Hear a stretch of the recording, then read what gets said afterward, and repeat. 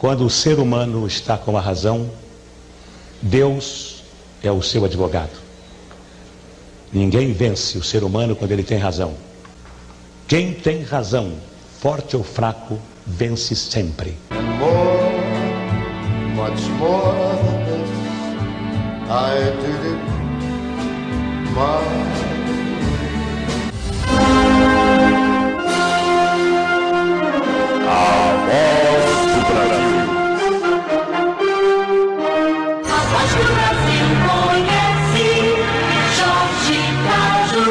Comunicando. Oi, senador Cajuru, meu nome é Silvana, moro aqui no Itapuã. Quero dizer ao senhor que eu apoio o senhor na Lava Toga e esse povo tem que ser investigado sim. Estamos juntos. Muito obrigada, dona Silvana. E muito boa tarde a todos. Em Brasília, 2 horas. Faça como a dona Silvana, você também, a quem agradecemos pelo apoio ao senador Cajuru, e encaminhe para a gente um vídeo com a sua mensagem. O vídeo deve ser gravado com o celular na horizontal e com tempo máximo de 1 minuto. O telefone para envio é o DDD 61, número 99883 1103. Dê o seu nome, a cidade de onde está falando e mande a sua manifestação, que divulgaremos sempre no início das edições do telejornal A Voz do Senado. Aproveitamos também para agradecer a todos os seguidores do senador Cajuru nas redes sociais. Com gigantesco crescimento em 62 dias de mandato, atingimos hoje mais de 57 milhões de acessos. E o número de seguidores não para de crescer em suas 30 redes sociais. O senador Cajuru diz o que todo mundo gostaria de falar sobre a reforma da Previdência e sobre o ministro do STF, Gilmar Mendes. Foi hoje cedo, em mais uma entrevista em rede nacional, desta vez para o Sistema Globo de Rádio, um dia depois da entrevista à Rede Jovem Pan. É Cajuru na mídia. Nós vamos conversar agora com o senador Jorge Cajuru, que foi eleito nessa eleição pelo PSB de Goiás. Cajuru, muito bom dia. Bom dia, Mariana Godoy, Mark, ouvintes Bom dia. Globo. Um abraço a vocês, um ótimo dia aos nossos únicos patrões, que são os brasileiros e brasileiras. Muito obrigado pelo espaço. Ô Cajuru, a gente já tinha dado uma declaração sua aqui, que não foi a gente que gravou, claro, foi uma entrevista que você deu no Carnaval para a Rádio Bandeirantes, se eu não me engano, mas a gente repercutiu Não, aqui não foi também. no Carnaval, não, foi num domingo, evento? Não, no domingo, em frente à Polícia Federal, em Goiânia, naquele manifesto. Ah, é verdade, foi no manifesto, exatamente. Nesse manifesto você dizia que o Gilmar Mendes vendia sentença. Claro que o ministro não gostou, pediu algumas providências, porque é uma acusação grave. Você tem, como parlamentar, você tem essa imunidade parlamentar? Ela vale também para quando você está fora do ambiente, fora do Congresso? Sim, ela vale, é o artigo 53 da Constituição, né, que me dá o direito de usar quaisquer palavras, do mesmo jeito que ele tem esse direito, tanto que antes de mim, daí a minha reciprocidade de adjetivos, uma semana antes, ele chamou o digníssimo procurador da Operação Lava Jato, lá de Curitiba, o Delton, chamou de gangster, de cretino e de gentalha. E chamou o meu colega senador aqui, Alessandro Vieira, que junto comigo demos entrada na CPI da toga, ele o classificou de desqualificado. Então foi ele que começou, eu apenas respondi a ele o que um Brasil inteiro, Mariana, adoraria responder. Ocorre que eu cometo o único pecado que a política não perdoa, que é dizer a verdade antes do tempo, só isso.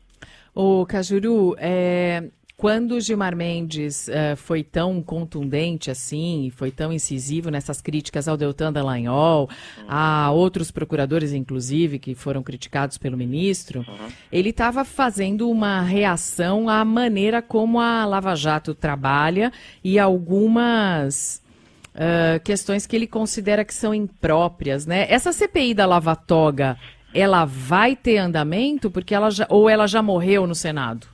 Não, ainda não morreu, Mariana, Mark e ouvintes. da Globo não morreu literalmente, porque eu tenho a esperança de que na última decisão, que será a soberana no plenário, como o voto será aberto, eu fico imaginando aqui o que cada senador vai pensar, sabendo que o país inteiro vai ver esse dia. Na CCJ vamos perder, não há nenhuma dúvida. Até porque o relator decidido, ele não assinou a nossa CPI. Já sabemos então qual será o seu relatório, previsível. Mas é garantido que vai chegar nesse momento de votação? Vai, não tem como. Semana que vem vai para a CCJ. Não tem como. Até porque a senadora Simone Tebet não faz jogo com ela, não tem jogo, é seríssima. Ela vai colocar em votação. Vamos perder na CCJ, sabemos disso. Somos 29 apenas que assinaram. Não tivemos o 30º até agora. Temos alguns que acham que podem assinar, mas ficam em silêncio. E aí vai para o plenário. Então será voto aberto. E cada senador dirá ser contra ou a favor da CPI da toga. De quantos votos precisa no plenário para aprovar o início e para começar realmente a trabalhar essa CPI sugerida no Senado? 41, Mariana. Uhum. Eu fico imaginando, né? Difícil, não? Para mim cheira enterro político aquele que não souber se justificar por qual motivo ou por quê ser contra a CPI da toga, ou seja, o judiciário é inatacável, acima do bem e do mal. Mas uma CPI é um ataque? Não tem revanchismo nenhum, é uma investigação. Se você ver os 32 fundamentos apresentados pelo jurista Modesto Carvalhosa, você não tem como iniciar essa CPI, você não tem como fazer uma investigação sem revanchismo, repito, né, que seja profunda, né, que seja abrangente, e que não seja individual. Ela não é contra Gilmar Mendes, ela é contra os Gilmar Mendes do Brasil, né? Ela não é contra os Barroso do Brasil, ministro Barroso, que é um exemplo, que é respeitado. Ela é contra juízes, ministros, que nós sabemos como eles votam, como são seus julgamentos, né? Bastam ouvir os brasileiros áudios, conversas telefônicas desses ministros com governadores, com senadores. Basta ver a relação promíscua que eles têm com muita gente aqui no Congresso Nacional. Basta ver a documentação que eu tenho, munição absolutamente tranquila e robusta. Ver, por exemplo, um e-mail do ministro Gilmar Mendes conversando com uma outra pessoa que foi apresentado como defesa da sua ex-secretária, demitida por ele. Na defesa dela, ela entrou no Rio de Janeiro na Justiça do Trabalho, ela tinha cópia desse e-mail. Se você ver o teor da conversa dele, eu posso lhe mandar pelo seu e-mail, é de estarrecer, né? São essas as provas contundentes que você declara que tem contra Gilmar Mendes? Eu queria saber o seguinte, o que é mais fácil de passar hoje no Senado? Porque tem essa CPI da Lava Toga que está proposta, então a votação vai a plenário, mas tem também um manifesto pelo impeachment só do Gilmar Mendes, aí especificamente contra esse ministro. Isso. Esse pedido de impeachment, eu entrei com um requerimento, já obtive 23 assinaturas, começamos com muita dificuldade e agora vejo até senador me procurando, querendo assinar, como o senador Plínio Valério. Esse me telefonou, Cajuru, eu quero assinar. Aí eu falei, entre eles, Major Olímpio já assinou, o Regufe, o Randolfo Rodrigues, o Álvaro Dias, bastante gente, Maria do Carmo, Plínio Valério, Fabiano Contarato, o Renzi, o Oriovisto Guimarães, Lesier Martins, estou esquecendo alguém, Eduardo Girão, Stevenson Valentim, Alessandro Vieira, Selma Marcos Ruda. Duval, quem? Selma Ruda, juíza. Soraya Tronic, tem bastante gente, então bastante senador assinando esse impeachment. Como é que funciona um processo de impeachment contra o ministro do Supremo, Cajuru? Bom, já está, Mariana, Marque, ouvintes da Globo, já está nas mãos do presidente do Senado, Davi Alcolumbre, esse pedido com 32 fundamentos, feitos pelo jurista Modesto Carvalhosa. para a gente reforçar o pedido dele, avalizar o pedido dele, nós queremos oferecer, juntamente com essa documentação dele, com esse pedido dele, 27 assinaturas de senadores que desejam o pedido de impeachment e que também tem outros fundamentos, além dos 32 do jurista. Então isso, para a sociedade brasileira, vai ficar claro que só depende do presidente do Senado. O que ele poderá fazer? O mesmo em relação à CPI da toga, onde ele passou o abacaxi para a CCJ e deixou que o plenário vote por fim, repito, voto aberto e decida. Então, ou seja, ele deixou para todo o Brasil o ponto de vista dele, que era para arquivamento, mas preferiu usar a palavra democracia e deixar que a CCJ se pronuncie e que o plenário decida. Então ele vai fazer isto ou vai arquivá-la definitivamente. Você fez uma pergunta inicialmente que eu classifico como a mais importante. O que é mais fácil passar aqui hoje nesse clima do Senado?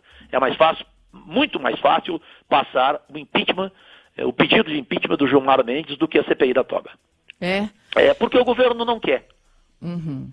Entendeu? O governo não quer a CPI da toga, entende que haveria uma crise constitucional nesse momento, que prejudicaria a reforma da Previdência. Eu discordo frontalmente, não consigo ver nícleos nenhum, né? Ou seja, nada, coisa alguma, não consigo enxergar, né? A reforma da Previdência é uma coisa, né? E como dizia o nosso querido Juarez Soares, né? Uma coisa é uma coisa, outra coisa é outra coisa. Né? Cajuru, oi, Mark. para a gente ir encerrando, então, a minha pergunta é em relação a isso. Quer dizer, na tua visão, a reforma da Previdência chega desidratada no Senado e, mais do que isso, relação entre Jair Bolsonaro e Paulo Guedes, como é que fica? Bom, você usou aí a palavra desidratada, que foi a mesma usada pelo presidente Bolsonaro ontem, né? Ele espera que ela não seja tão desidratada, né, a reforma. Bom, o que nós precisamos discutir? Ponto 1. Objetivamente, o benefício da prestação continuada. Meu Deus, aí eu tenho que recorrer ao notável Hélio Gaspari. Se o conserto do rombo da Previdência precisa tungar um benefício pago aos miseráveis que têm entre 65 e 70 anos, então é melhor devolver o Brasil a Portugal. Eu achei brilhante esse raciocínio. Porque o BPC é inquestionável. Eu tenho certeza que o ministro Paulo Guedes já cedeu, vai entender que aí não dá, que aí faz parte dos pontos ruins desta reforma, que também tem os pontos bons. Também acho. Você concorda?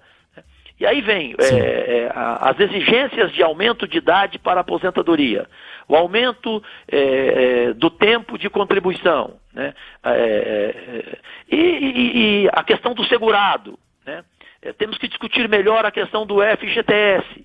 A preocupação, em resumo, Mark, é o seguinte: essa reforma da Previdência, ela vai mexer com o andar de cima ou com o andar de baixo? Do jeito que ela está, ela passa no Senado? Hoje não. Ontem, inclusive, eu dei uma entrevista e ouvintes de uma emissora co-irmã de vocês, aí em São Paulo, e a maioria não entendeu. O que eu quis contar é a verdade dos bastidores que eu estou vendo aqui. E que vocês aí de longe às vezes não veem, embora a Mariana tenha vindo semanalmente a Brasília, né?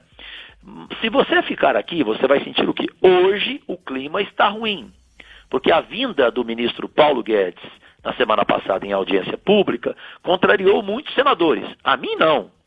Eu gosto dele, tenho respeito por ele, sei que ele vai ceder, sei que ele vai ouvir o presidente, que não pode ser uma reforma antipática que prejudique a trabalhadores rurais, a trabalhadores urbanos, a idosos, a pessoas especiais.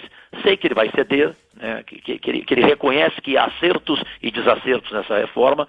Então, eu estou fora desse clima de birra. Eu não tenho nenhuma birra com o ministro.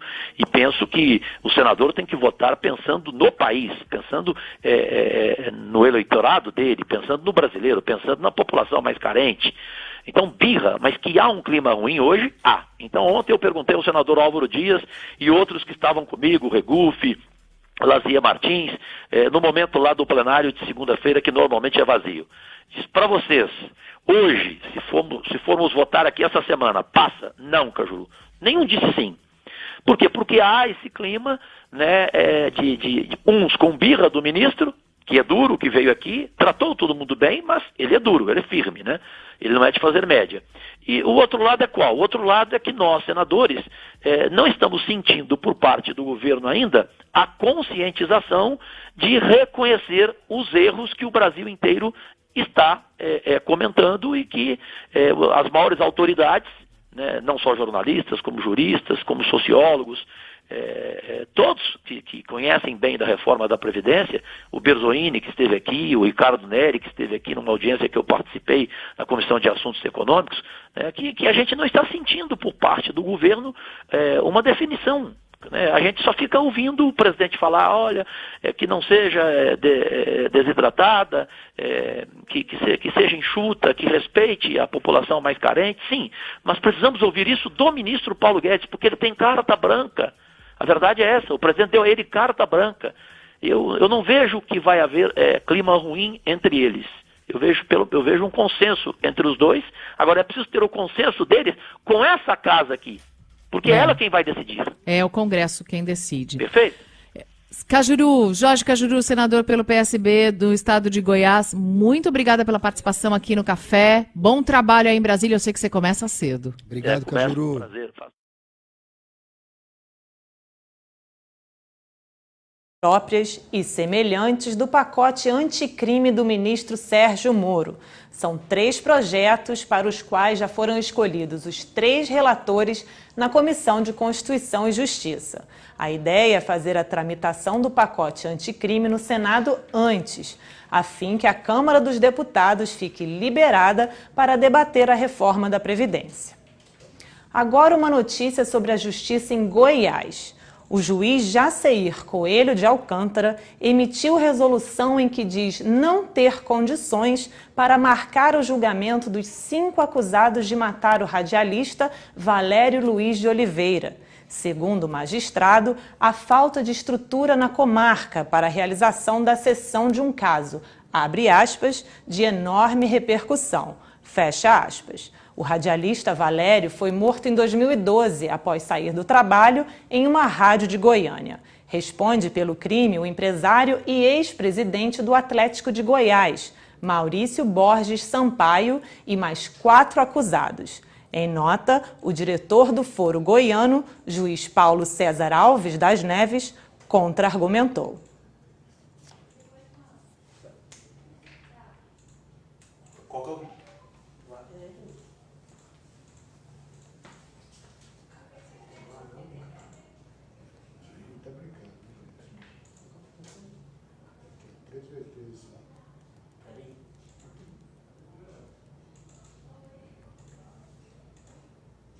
Apesar da imponência do prédio, o Tribunal do Júri do Fórum Criminal é modesto. Auditório para 100 pessoas assistirem aos julgamentos e um espaço apertado para jurados, réus, advogados, promotores e o juiz. O espaço pequeno que nós temos aqui, uma distância de 3 metros aqui entre as partes, os jurados aqui muito perto. Como que eu coloco aqui 4, 5 acusados com 4, 5 advogados nesse canto? Esse julgamento vai ser demorado, pode levar dias, e o auditório do Fórum Criminal é para audiências mais simples. Até conta com espaço interno, com banheiros, tem uma copa, sala para descanso dos jurados. Aqui mais à frente tem um lugar para preparar o buffet e servir as refeições. Nesta sala para os jurados e nas salas aqui ao fundo para o juiz e também os promotores. Só testemunhas do processo são 48, além de 5 réus e advogados. O diretor do Foro de Goiânia diz que se o juiz pedir com antecedência de 1 mês, há como conseguir um lugar maior para o julgamento. Nós temos à disposição o auditório do Fórum Civil, que a gente poderia estudar a logística para que esse tribunal do júri seja realizado lá, né? O radialista Valério Luiz foi assassinado em 2012, depois de deixar a rádio onde trabalhava em Goiânia. Foram denunciados pelo crime o empresário Maurício Sampaio como mandante, o cabo da Polícia Militar Ademar Figueiredo, apontado como atirador, além do sargento da PM, Djalma Gomes da Silva, Urbano de Carvalho Malta e Marcos Vinícius Xavier, como ajudantes. Nós vamos solicitar uma reunião com o presidente do Tribunal de Justiça, cobrar soluções. Se não for solucionado, nossas alternativas são o CNJ, Conselho Nacional de Justiça e até mesmo cortes internacionais. Voltamos ao vivo aqui do Gabinete 16. Agora são 2h20 da tarde. Gostaríamos de agradecer as diversas ligações que recebemos todos os dias. Obrigada ao Francisco José Braz, do Ceará, ao Fernando Braga, de Minas Gerais, ao Gilson Fusano e a tantos outros. E continuem a comentar à vontade no facebook.com/Cajuru Goiás, no Twitter, @Senador Cajuru ou Instagram Senador Cajuru. Ou ligue para a gente no telefone DDD 61 3303 2844. A sua participação é muito importante para que o senador Cajuru faça um mandato histórico. O telejornal A Voz do Senado volta hoje às 7h45 da noite com Renata Dairel e Jorge Cajuru. E a gente se reencontra amanhã às 2 da tarde. Agradecidíssima!